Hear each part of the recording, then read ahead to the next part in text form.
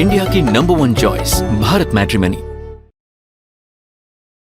सत्ता में आज, लेकिन सबसे पहले आपको एक पाकिस्तानी आतंकी का वीडियो दिखाते हैं जिसकी लोकेशन बांग्लादेश है। यह आतंकी पाकिस्तान के अवैध कब्जे वाले कश्मीर का रहने वाला है, लेकिन किसी नेता की तरह यह बांग्लादेश दौरे पर गया है। किसी नेता की तरह वहां वो नफरत का प्रचार कर रहा है, जिहाद की बात कर रहा है। ऐसा लग रहा है कि हाफिज और मसूद से उसे ये कॉन्ट्रैक्ट मिला हो कि जाओ बांग्लादेश का ब्रेन वॉश करो, जाओ बांग्लादेश को पाकिस्तान जैसा बना दो, जाओ बांग्लादेश के युवाओं के दिमाग में कूट कूट कर कट्टरपंथ भर दो। ये भारत के पूर्वी बॉर्डर पर एक बड़ा खतरा है, यानी बांग्लादेश में बड़ी साजिश हो रही है जिसका डायरेक्टर पाकिस्तान है। ऐसा क्यों कहा जा रहा है, इसका वीडियो सबूत हम आपको दिखा रहे हैं। लगभग 120 सेकंड के इस वीडियो में पाकिस्तानी आतंकियों का मिशन बांग्लादेश में छिपा है। नेता की तरह रैली करने वाले, भाषण देने वाले इस आतंकी का नाम है मजहर सईद शाह, जो पीओके में नेता भी रह चुका है। अब वो बांग्लादेश में जिहाद के नाम पर कट्टरपंथ की सत्ता स्थापित करने की कोशिश कर रहा है। सही मायने में ये बांग्लादेश का हाई वोल्टेज जिहाद है। पाकिस्तान के ये आतंकी बांग्लादेश को 100% अपने कब्जे में लेना चाहते हैं। इसके बाद बांग्लादेश में वही होगा जो पाकिस्तान में हो रहा है। पाकिस्तान को आतंकिस्तान बनाने के बाद ये अब बांग्लादेश के सियासी सॉफ्टवेयर में आतंकवाद को इंस्टॉल करना चाहते हैं। इसके लिए वीडियो का वो प्रचार टूल बना रहे हैं।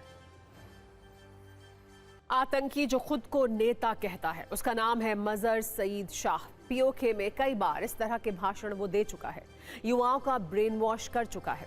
अब नया ठिकाना उसने बांग्लादेश को चुना है, क्योंकि बांग्लादेश में अप्रैल 2026 में आम चुनाव हो सकते हैं।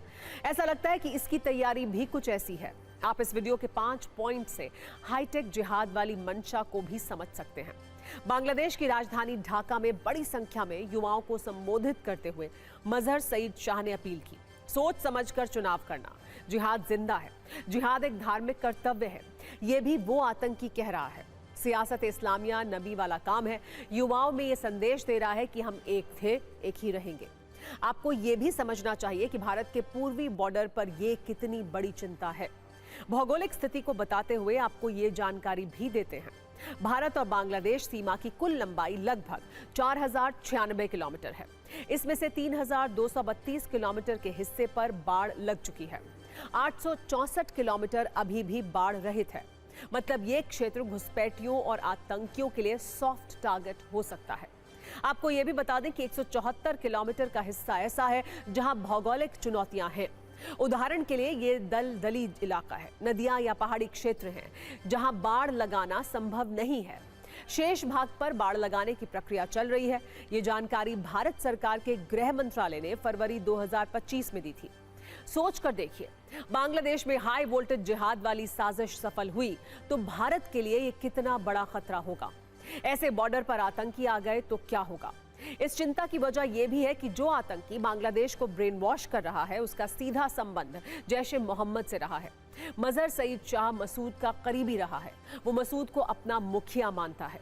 मसूद के निर्देश पर वो जिहाद की क्लास लगाता है, ब्रेन वॉश का पाठ पढ़ाता है। मजहर सईद शाह के जैश कनेक्शन को डिकोड करने वाला वीडियो भी हमारे पास है, जो वायरल हो रहा है। ये आतंकियों के जनाजे की तस्वीर है, जिसमें मजहर सईद शाह फ्यूनरल को लीड कर रहा है, मारे गए आतंकियों को सम्मान दे रहा है। ये मुजफ्फराबाद का वीडियो है, जहां आतंकी कैंप में आतंकियों के जनाजे में मजहर सईद शाह शामिल हुआ था। बांग्लादेश में कट्टरता की कहानी सिर्फ एक आतंकी, एक वीडियो, एक भाषण तक सीमित नहीं है, बल्कि यहां की सत्ता में कट्टरता हावी हो रही है। रिपोर्ट के अनुसार मोहम्मद यूनुस की सरकार बांग्लादेश में जमातियों और जिहादियों पर न सिर्फ रहम कर रही है, बल्कि छूट भी दे रही है।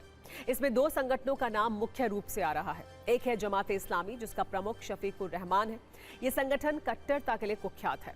दूसरा है BNP, यानी बांग्लादेश नेशनलिस्ट पार्टी, जिसकी कमान इस वक्त खालिदा जिया के हाथों में है। रिपोर्ट के अनुसार दावा है कि बांग्लादेश की सत्ता में कट्टरपंथियों और आतंकियों का प्रभाव बढ़ा है। जब से शेख हसीना को सजाए मौत दी गई है, कट्टरपंथियों को जिहाद फैलाने का लाइसेंस मिल गया है। यह भी कहा जा रहा है कि बांग्लादेश में आम चुनाव से पहले BNP को सत्ता में लाने की तैयारी है। खबर यह भी है कि कट्टरपंथी जमात इस्लामी को खुली छूट दी गई है। इसे विस्तार से समझिए। दावा यह है कि बांग्लादेश में मीडिया हाउस, न्यायपालिका और जांच एजेंसियों पर जमात इस्लामी का कब्जा हो रहा है। चिंता की बात यह है कि भारत के लिए पूर्व में दूसरा पाकिस्तान बन रहा है, यानी पूर्वी बॉर्डर पर खतरा 2.0। इंडिया की नंबर 1 चॉइस भारत मैट्रिमनी।